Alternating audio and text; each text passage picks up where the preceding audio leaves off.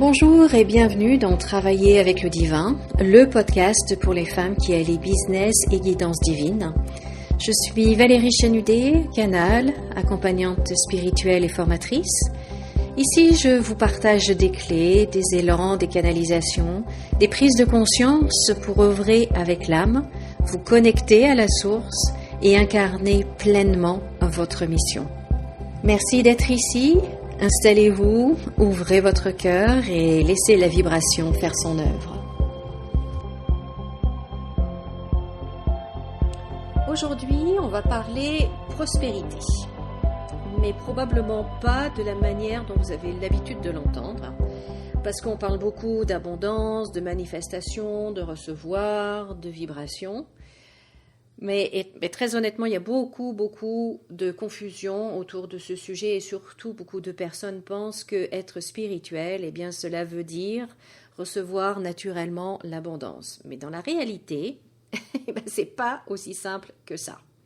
Vous êtes prête? Alors c'est parti.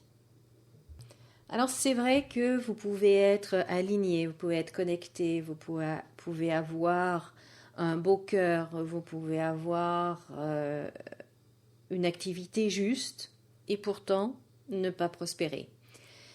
Et aujourd'hui, j'ai envie de vous dire quelque chose de très important. La prospérité, ce n'est pas seulement une question d'argent. La prospérité, c'est votre capacité à soutenir ce que votre âme est prête à recevoir. Je répète, c'est votre capacité à soutenir ce que votre âme est prête à recevoir. Et ça, c'est complètement différent.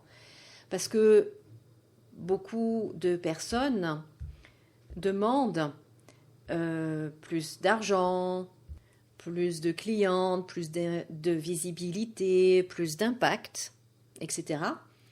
Mais intérieurement, ne sont pas encore disponibles pour ce plus d'eux. Voyez ? Et pourquoi est-ce qu'elles ne sont pas encore disponibles ? Parce que recevoir vraiment, ça change une identité.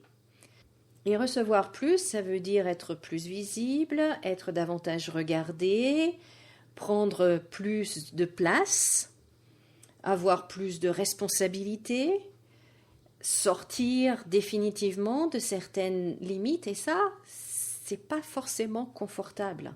C'est pas confortable du tout, et en tout cas pas pour tout le monde. Je lève la main, je plaide coupable. Alors, inconsciemment, en fait, si vous demandez l'expansion, mais vous gardez les mêmes mécanismes de protection, là, il y a quelque chose qui ne peut pas marcher. Voyez ?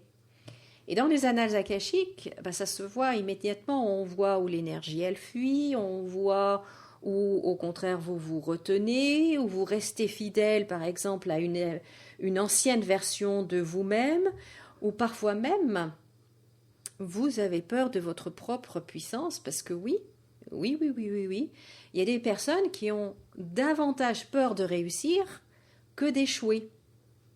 Et oui, parce que franchement, échouer c'est connu, voyez, mais réussir, ça oblige à devenir quelqu'un que vous n'avez jamais été auparavant. Et ça peut réveiller énormément de choses. La peur du jugement, toutes les peurs, un grand nombre de peurs, la peur du jugement, la peur d'être rejeté, la peur de dépasser les autres, la peur de perdre certaines relations, ça aussi, c'est très très fort. La peur de ne pas pouvoir revenir en arrière. Voyez, quelques-unes de ces peurs-là, vous en avez peut-être d'autres qui vous viennent à l'esprit, mais... Et donc, quand on est dans cette peur-là, qu'est-ce qu'on fait ? Qu'est-ce que vous faites ? Vous restez entre deux. Donc suffisamment aligné pour sentir votre plein potentiel, pour sentir que oui, là il y a quelque chose, c'est juste, mais pas assez ouverte pour le recevoir pleinement, pour l'exprimer pleinement. Et c'est là qu'il faut comprendre quelque chose d'essentiel. Le divin, lui, il ne vous punit pas. La vie ne vous bloque pas. Hein, le divin ne peut pas. Voilà. Le divin ne peut pas remplir un espace fermé. Dès que vous vous ouvrez, il s'engouffre. Et c'est là qu'il y a toute l'abondance. Et puis, il y a aussi que parfois, le vrai travail spirituel, ce n'est pas de manifester davantage, mais c'est d'apprendre à s'ouvrir davantage, voire à s'ouvrir vraiment, totalement, sans retenue. À recevoir, mais recevoir sans culpabilité, recevoir sans minimiser. L'exemple que je donne souvent, c'est comment réagissez-vous quand on vous fait un compliment sur votre tenue, par exemple, que ça veut que cette robe ou ce chemisier vous va bien. Est-ce que vous minimisez tout de suite ou est-ce que vous accueillez et vous acceptez le compliment? C'est un exemple que je donne souvent, mais c'est très révélateur. Recevoir, c'est aussi recevoir sans avoir besoin de souffrir avant, et ça aussi... Oh là là là là là là, qu'est-ce que je peux le voir? Qu'est-ce que je peux le voir? Faut arrêter cette croyance, faut se débarrasser de cette croyance qu'il faut absolument souffrir, que le mérite passe par la souffrance. Non, c'est pas ça. C'est pas ça. Ça aussi, c'est une autre croyance de devoir mériter. Je ne le mérite pas parce que je suis pas assez parfaite ou je suis pas assez, je sais pas, voyez. Mais alors ça, c'est deux croyances dont il faut absolument, absolument, absolument se libérer. Sinon, ça ne marche pas. Sinon, honnêtement, on s'auto-sabote. Hein. On s'auto-sabote. Et puis, il y a aussi ce schéma-là que beaucoup de femmes qui travaillent dans la spiritualité, dans le bien-être,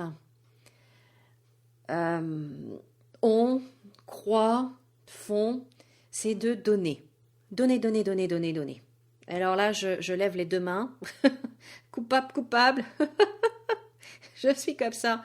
Donner, servir, porter, soutenir, être là pour les autres, encore, encore, encore, encore, encore. Et en fait, ne pas recevoir. Mais on a tellement de choses à donner. Et on a tellement envie de donner, on a tellement envie de partager, mais est-ce qu'on reçoit? Et est-ce qu'on accepte de recevoir? Alors ça, c'est très féminin, et encore plus quand on est dans ce milieu-là du bien-être et de l'énergétique, etc., enfin, dans tout ça. Mais il faut bien comprendre que tant que recevoir... le temps qu'on croit ou on a l'impression que de recevoir nous met d'une certaine façon en insécurité, eh bien, notre expansion restera limitée. Si de recevoir, vous croyez que ça va vous faire perdre votre relation avec votre chéri, par exemple, ou que ça va vous faire perdre, ou que ça va vous amener de la jalousie, ou vous amener je ne sais pas trop quoi, eh bien, votre expansion sera limitée. Et du coup, l'abondance sera limitée. Alors, j'ai envie de vous poser une question aujourd'hui. Si tout ce que vous demandez arrivait là maintenant, seriez-vous vraiment, réellement prête à le soutenir à tous les niveaux, énergétiquement, psychologiquement, émotionnellement, matériellement? Parce qu'en fait, prospérer, c'est pas juste attirer, ça c'est facile. C'est facile. D'ailleurs, j'ai écrit 2 livres sur la visualisation, qui est une technique formidable pour attirer, justement. Donc, vous avez le livre Visualiser pour créer, qui est vraiment très général.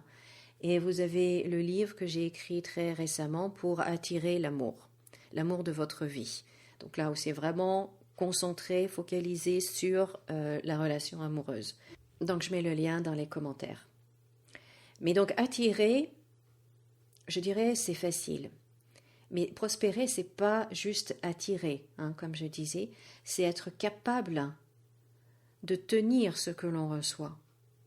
C'est être capable de tenir sur le temps, sans s'épuiser, sans se perdre. Et ça, c'est exactement pour ça que les annales akashiques sont si puissantes.